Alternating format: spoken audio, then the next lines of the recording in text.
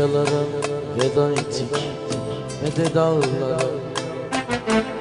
köy çimeni değiştik kör betonlara. Aklıma geldikçe anam içim yanıyor. Yanıyor da güzel anam, yürek kanıyor. Köy çimeni değiştik kör betonlara. Aklıma geldikçe anam içim yanıyor. Yanıyor da güzel anam, yürek kanıyor.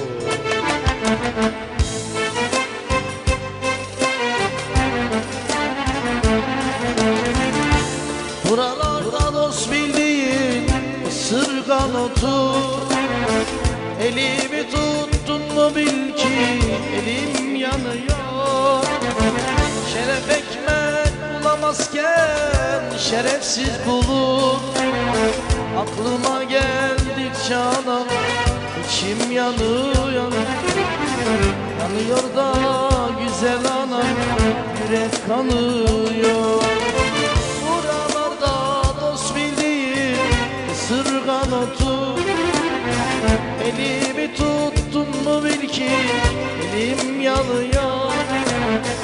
Şeref ekmek bulamazken şerefsiz bulur. Aklıma geldikçe anam içim yanıyor. Yanıyor da güzel anam, yürek kanıyor.